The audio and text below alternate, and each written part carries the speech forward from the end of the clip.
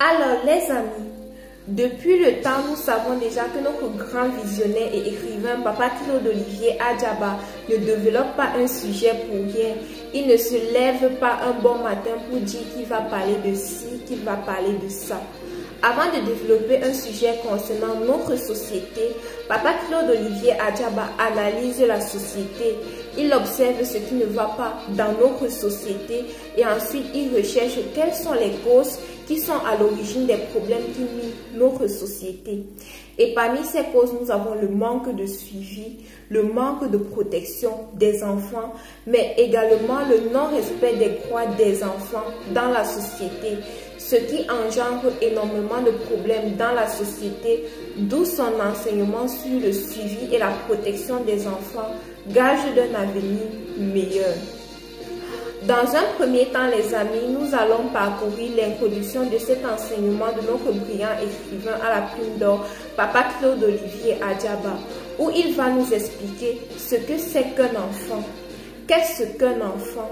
Car de nos jours, dans la rue, dans la société, les gens ont tendance à dire à des enfants, par exemple, de 6, de 8, de 10 ans que « Ah, tu n'es plus un enfant, débrouille-toi, tu es déjà grand, je ne m'occupe plus de toi car tu es déjà âgé », alors qu'il s'agit de tout petits enfants sans défense et vulnérables.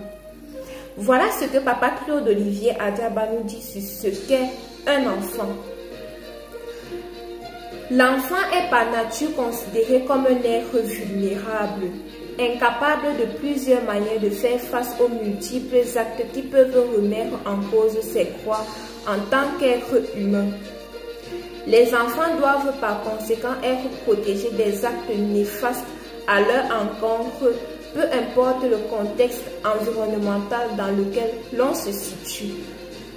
L'enfant ou infant en latin est étymologiquement, je cite, celui qui ne parle pas, fin de citation, et qui ne peut donc pas défendre ses intérêts. En quoi la notion d'enfant renvoie au mineur, c'est-à-dire à un individu qui est considéré, en raison de son âge, comme n'ayant pas la capacité juridique et devant, à ce titre, être protégé par la loi.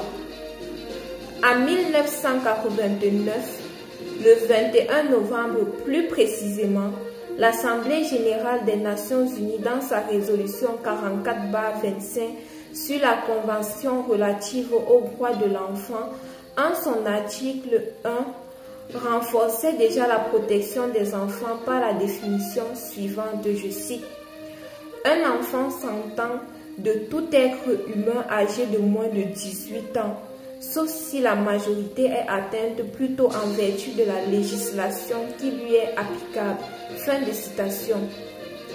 L'enfant est donc perçu comme un être fragile, une construction psychique et physique, une personne en devenir.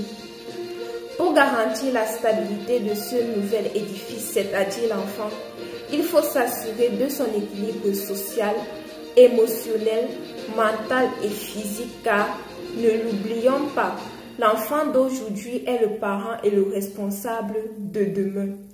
Il est par conséquent important, mieux, nécessaire qu'il soit aimé, guidé, instruit, éduqué. L'enfant, pour son plein épanouissement, aura besoin d'encadrement, de protection et de suivi. Ceci implique l'intervention de deux catégories d'acteurs, les parents et les autorités étatiques. Cependant, dans un contexte où l'immoralité, la dépravation des mœurs, l'acculturation, la perte des valeurs humaines sont érigées en modèles sociaux, protéger les enfants semble ne plus suffire. Il faut non seulement assurer la protection, mais aussi le suivi de nos enfants. En conséquence, il nous apparaît opportun de mobiliser les ressources familiales pour parler du suivi et de la protection des enfants d'une part et de convoquer l'autorité et le contrôle de l'État afin de s'assurer du respect des droits des enfants par les différents acteurs de la société d'autre part.